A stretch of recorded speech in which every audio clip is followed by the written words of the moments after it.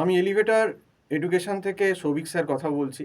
যারা এই ভিডিওটা দেখছো সবাইকে আমি ওয়েলকাম জানাচ্ছি। আজকের ভিডিওটা খুব অত্যন্ত গুরুত্বপূর্ণ এবং বলবো সবাইকে পুরোটা দেখো, বিশেষ করে যারা তোমরা এবছর এমবিএতে অ্যাডমিশান নিয়েছো 2025-এ।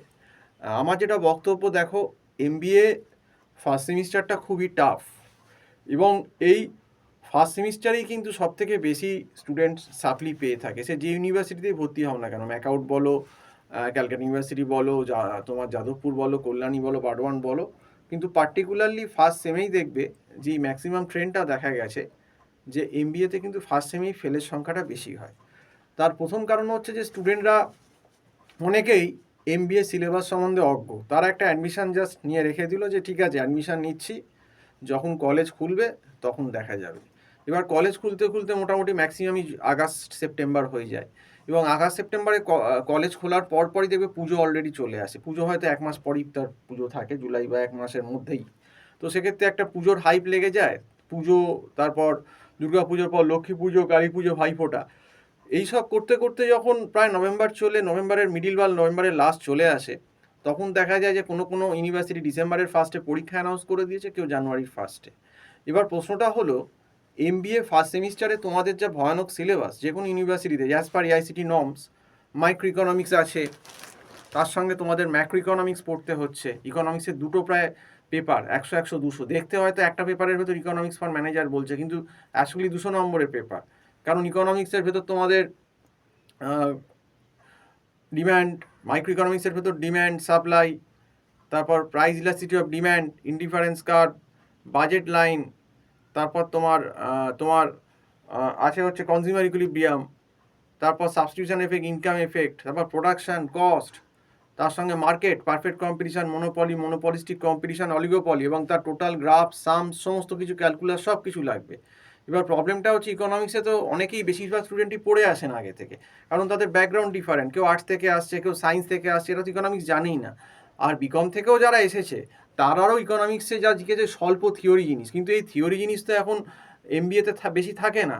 এমবিএতে ব্যাপারটা গ্রাফিক্যাল আর ম্যাথামেটিক্যাল পার্টটাই ইকোনমিক্সের কিন্তু 50% থাকে, 50% থিওরি থাকে। আজ শুধু থিওরি পড়ে ইকোনমিক্সে ভালো নম্বর পাওয়া যাবে না, এবং অনেক ক্ষেত্রে ইকোনমিক্সের সাপ্লিও কিন্তু হয়ে যাচ্ছে এই কারণেই, কারণ স্টুডেন্টরা অ্যাওয়ার না। আর এত বড় সিলেবাস, এটা তো শুধু মাইক্রো সিলেবাস বললাম। এবার যদি ম্যাক্রো ইকোনমিক্স সিলেবাসটা ন্যাশনাল ইনকাম, তারপর সিম্পল কেনশিয়ান মডেল, তার মাল্টিপ্লেয়ারগুলো, investment multiplier, government expenditure multiplier, tax cut multiplier, balance budget multiplier, export import multiplier, IS LM মডেলেও সেম মাল্টিপ্লেয়ারগুলো আছে, আরও অনেক কিছু আছে।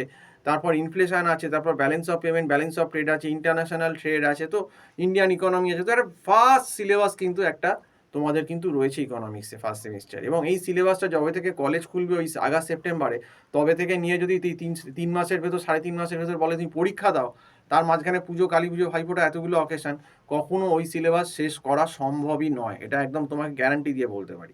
এরপর গেল স্ট্যাটের পেপার, কিউটির পেপার। কিউটির স্ট্যাটের পেপারটা হচ্ছে আরও ভয়ানক। সেখানে কিন্তু স্ট্যাটিস্টিক্স 1, স্ট্যাটিস্টিক্স 2, অনেক ক্ষেত্রে আবার রিসার্চ মেথোলজি জুড়ে দিচ্ছে।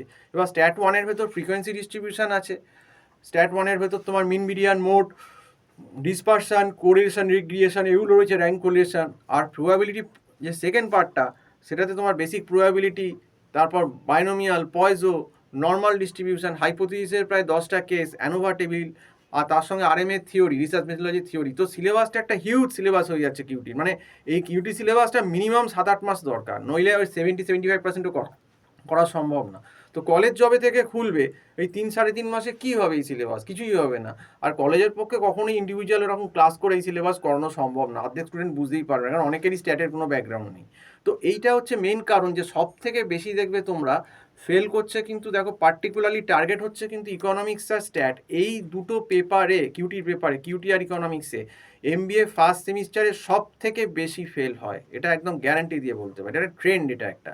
এবং তার সঙ্গে কিন্তু ফার্স্ট সেমিস্টারে অ্যাকাউন্টসও দিচ্ছে। অ্যাকাউন্টসে যারা বিকম থেকে আছে তাদের হয়তো অসুবিধা হবে না, কিন্তু আদার যে অন্য যারা আসছো তোমরা বিকম যারা নাও, তাদের কিন্তু অ্যাকাউন্টস আগে থেকে কারুর কাছে পড়ে রাখতে হবে, কারণ ওই journal, ledger, trial balance, final account, balance sheet, এগুলো কিন্তু শিখতে হবে, ডেপ্রিসিয়েশন, এগুলো আগে থেকে করে রাখাই ভালো। তো এই কারণেই ম্যাক্সিমাম ইকোনমিক্স স্ট্যাটে ফেল হয়। অ্যাকাউন্টসেও কিছু কিছু ক্ষেত্রে ফেল হয় যদি অ্যাকাউন্টস ঠিক করে না করে কেউ, যাদের অ্যাকাউন্টস ব্যাকগ্রাউন্ড নেই। তো সেই জন্যই ভিডিওটা করা। যদি মনে করো যে এমবিএ এর টিউশন দরকার, আমরা অনলাইন প্ল্যাটফর্মে, গুগল মিট প্ল্যাটফর্মে টিউশন দিচ্ছি এই সাবজেক্টগুলো যেগুলো বললাম, যে ইকোনমিক্স, কিউটি বা অ্যাকাউন্টসে। তো আমার যে ফোন নাম্বারটা দেখবে আছে না, তোমার টাইটেলে দেওয়া রয়েছে, প্লাস বলেও দিচ্ছি, এতে হোয়াটসঅ্যাপও আছে, আমার সঙ্গে যোগাযোগ করতে পারো 9831044518। এই নাম্বারে কল করে তোমরা আমার সঙ্গে অনলাইন টিউশনের ব্যাপারে যোগাযোগ করতে পারো। তো আজকে এই অবধি বলেই শেষ করছি। সম্পূর্ণ ভিডিওটা দেখার জন্য অসংখ্য ধন্যবাদ। নমস্কার।